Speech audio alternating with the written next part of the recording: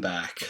This is the 19th video in the Flow Certified Coach online training series. In this video, we're going to look at flow mapped to Teal thinking, and we're going to quickly go through flow in a nutshell. By the way, flow in a nutshell is on my website, and so you can download it from there and print it out on big paper if you desire to do so. Put it up on your wall, and that helps you have the conversations that are important to the organization. My name is Andrew Coleman, and I'm a Flow Certified Trainer, Flow Certified Coach, Flow Certified Professional, a PMP, Project Management Professional, Certified Scrum Master, Certified Scrum Professional. I am an Agility Health Facilitator, at least had the training in that, and I've also been previously a Safe Agilist, and so I have, if I didn't mention it, I have an MBA in marketing. So, and I have a lot of experience. I've been around the block a few times, and in the last 25 years, I've helped distill flow down into the easy to understand, but not so easy to do methodologies, tools, frameworks, and mindset that you need in order to be successful. The following slides are how flow maps to other ideas like Teal thinking, radical collaboration. Then we're going to talk about flow in a nutshell. There's a risk that this video will be longer than the usual 15 or 20 minutes. That's what happened in the video number 2, where it ended up being well over 20 minutes.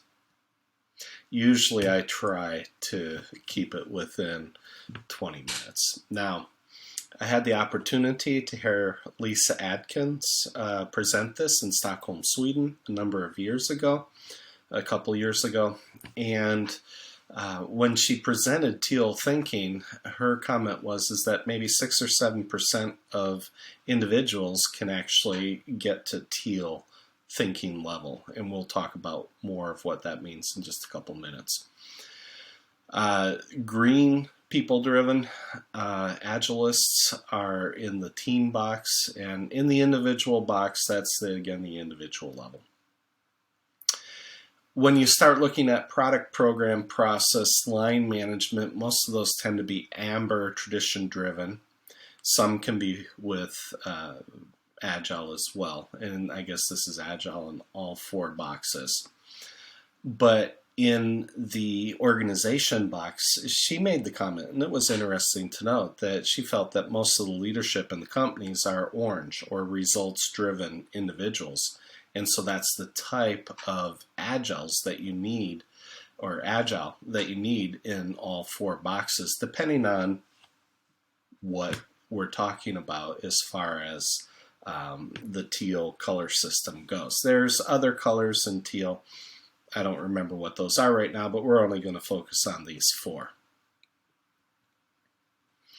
Now, this gets interesting because for the flow Teal thinking, the Teal impact-driven individual, they want to focus on inner integrity, they see systematically, they disidentify with own ego, they're purpose-driven, they want radical authenticity, they have inner rightness as a compass, wisdom beyond rationality. And so if you've read books like Good to Great, they just described a level 5 leader, a servant leader. And so that only 6 or 7% of individuals have the capacity of hitting servant leadership is a little scary when you think about what actually has to happen in an organization. I love the next one for the green, people-driven, team-level agile. They want fairness, community, equality of all perspectives, justice for all, consensus, relationship over outcomes, empowerment, values-driven culture, multi-stakeholder perspective. Let's all sit in a circle, hold hands, and sing Kumbaya. Okay, nothing wrong with that. If that's how you build your team, great. But it's very interesting that this color matched so well to team level agile. When you get over into these two right-hand boxes, you are no longer in the domain of regular agile. We are now in the domains of business agile, because in the product box I include program, process, line management, things like that. In organization, that's portfolio level up to the C-suite and even to the board. Now, and for this group here, for the product-driven, amber, tradition-driven, the awareness of social roles, they follow authority, they have absolute truth, black and white, except for the guys in marketing, everything, truth can be mitigated. Can see others' expectations, dogmatic, long-term perspective, consistent process, size and stability, hierarchy. They just gave a perfect description for program managers who work and live in this box. You couldn't have given a better description of what program managers do, or what managers do, line managers or process managers. They want work that can be predicted. They need hierarchy. They want structure. It's just beautiful how that fits so well in this box. And then for the organization, results-driven, they're pragmatic, success-driven, success-oriented. They're used to dealing with complex logic. Individuals at this level question authority, which creates friction, which creates politics. Okay? They want to get ahead. They value freedom and achievement, innovation, accountability, and meritocracy. You just described an executive who is lead, follow, or get out of my way. Okay? And so each of these four boxes speaks a different language. And so if you've got an orange over in this box talking to a green down in the team box, they're going to maybe use the same words. They don't mean the same thing.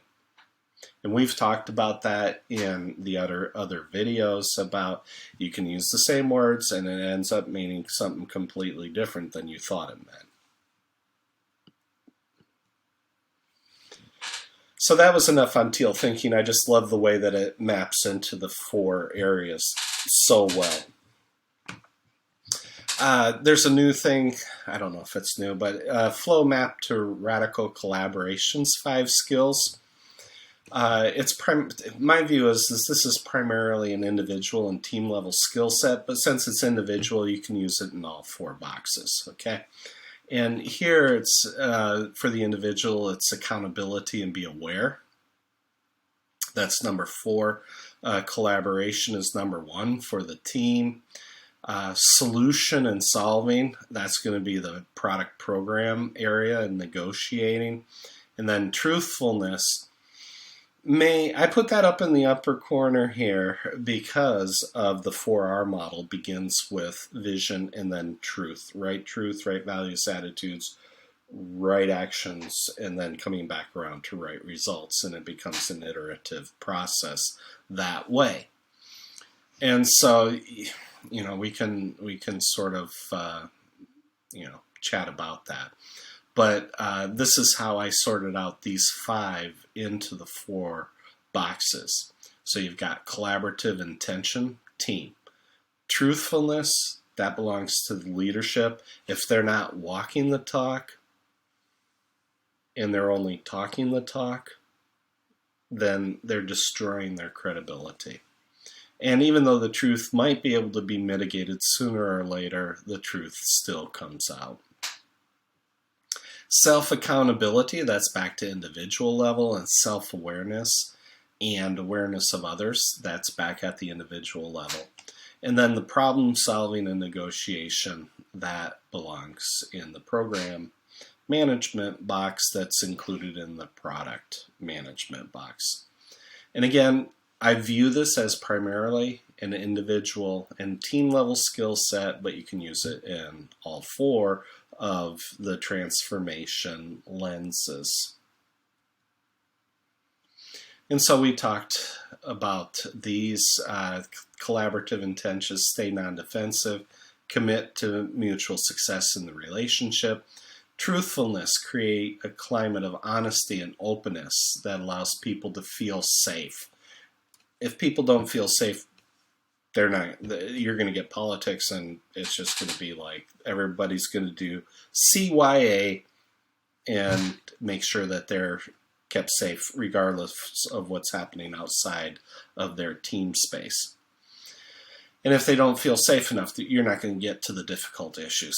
Self-accountability, take responsibility for the consequences of your actions, and that's what the 4R model is all about.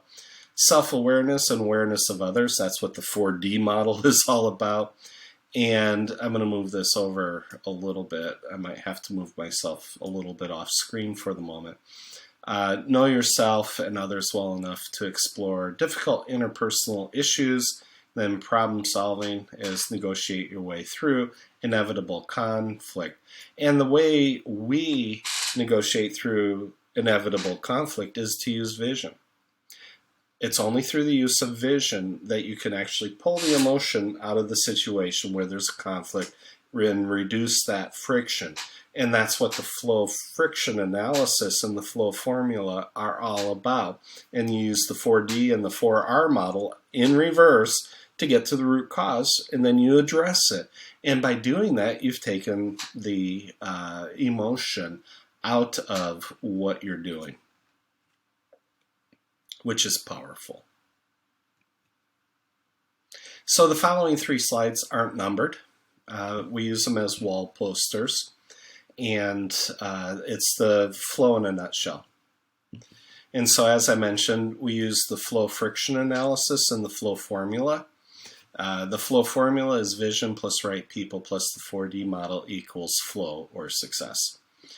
And if you don't have vision, you're definitely going to get anarchy. If you don't have the right people, or if a person doesn't feel that they're the right people or person, or that they can grow into the role quickly, that's just going to create tons of anxiety.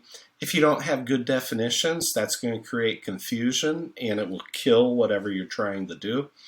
If you don't distill agreement, you will get politics. That's not even a question. If you don't have the ability to deliver, you're going to, every time you try to deliver something, it's going to be utter chaos.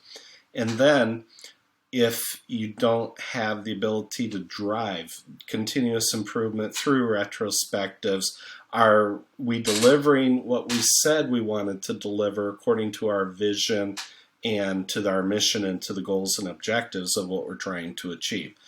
If we're not able to do that, guess what? You're going to end up with division, and that literally means 2 visions in English. That means split the word up. Die to vision. 2 visions. Doesn't necessarily mean it's a bad thing, but you need to mitigate that, and because companies all the time split up and have divisions within the organization. But every vision of those divisions needs to link back to the original vision. But if you're not able to drive, you're going to get division, which brings us all the way back around to vision, which means you're probably looking at anarchy.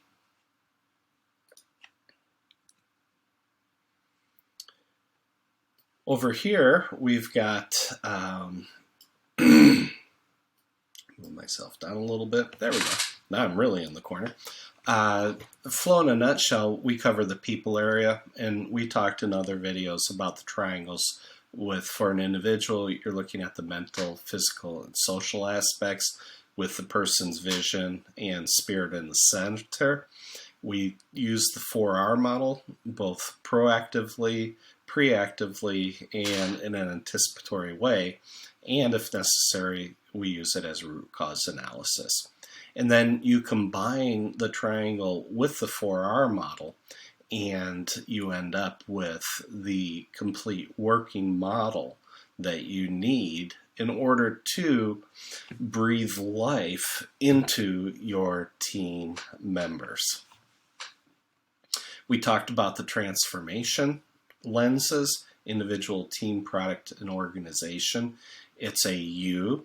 It's a tuning fork that resonates that we can help use as the tone for the organization.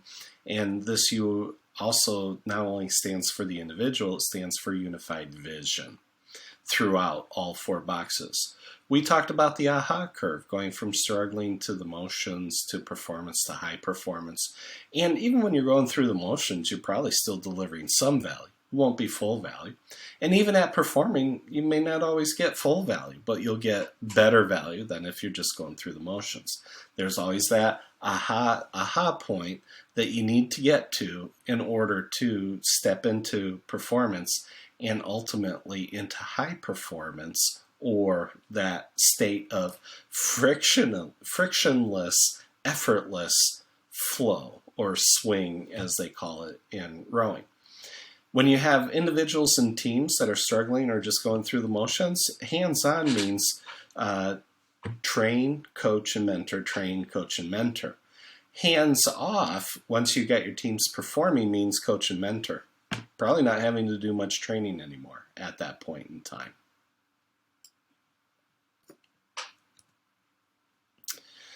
So, on this particular picture, I think I might put myself up here for a moment for this part of flow in a nutshell.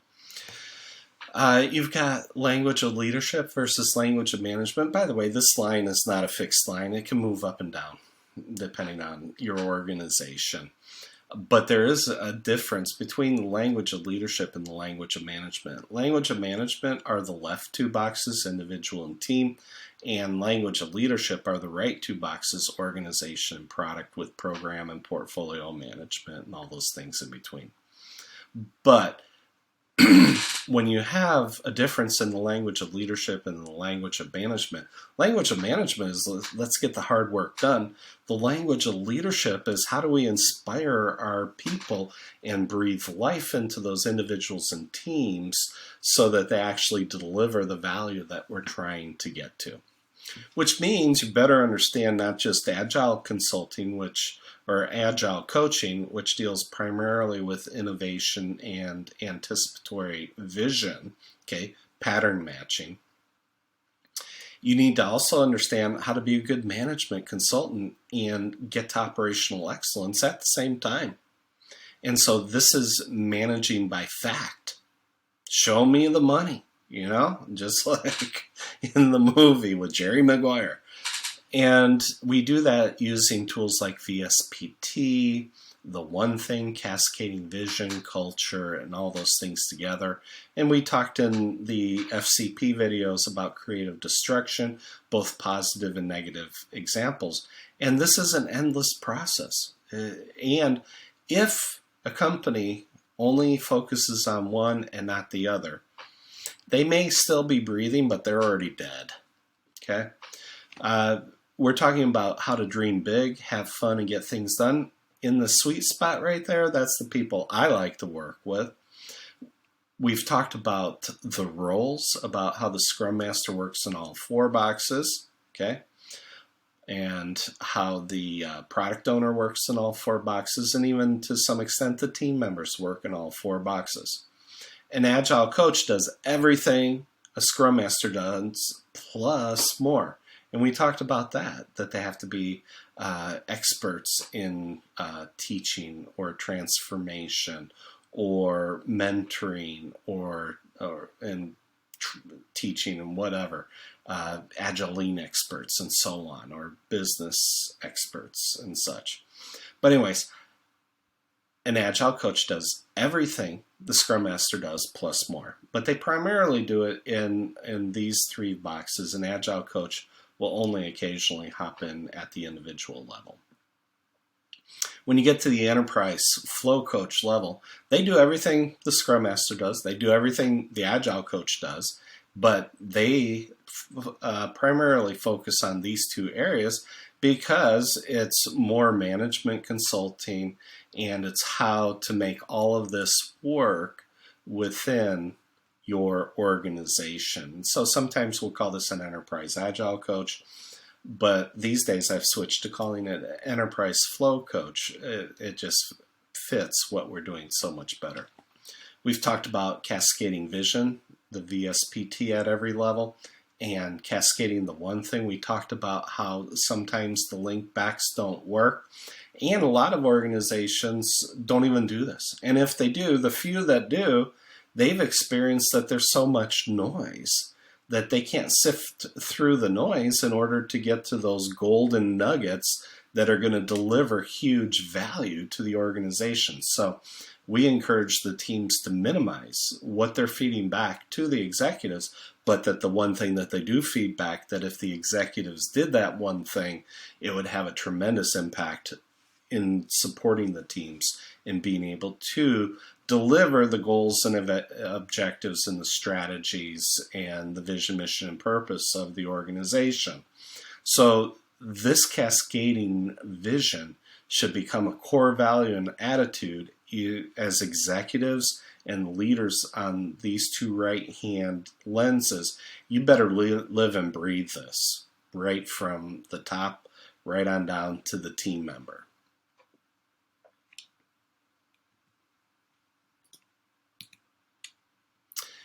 This is the 18 tiles. We've already talked about that. You've seen them now in the videos. The thing that struck me about sorting it this way is half of everything that we do is all about vision in some form. Half. And when you get that aha moment that, oh, vision is way more important than I realized, that's when flow's going to click for you.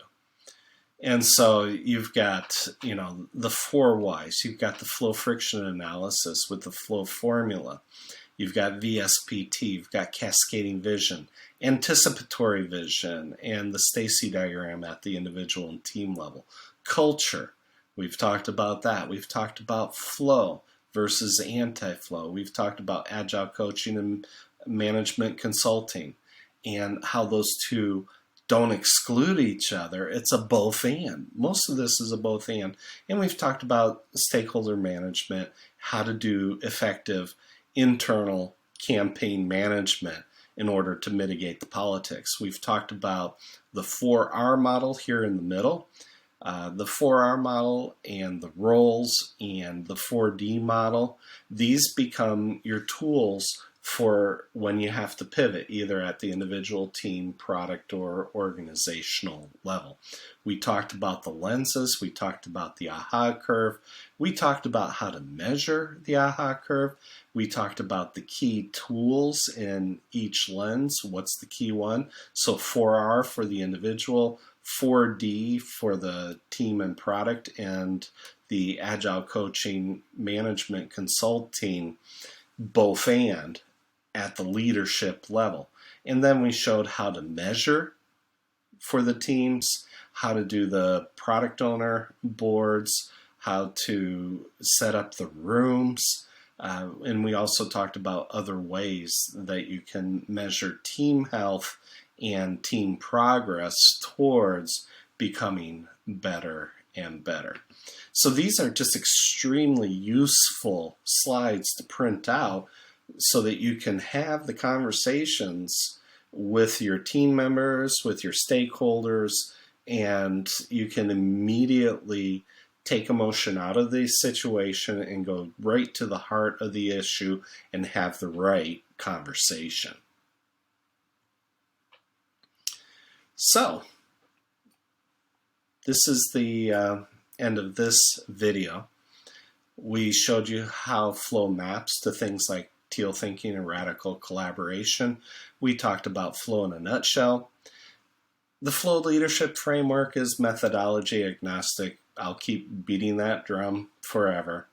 It maps to almost every framework out there. It sits as a leadership framework, which makes all those other frameworks and methods and tools work together and play nice.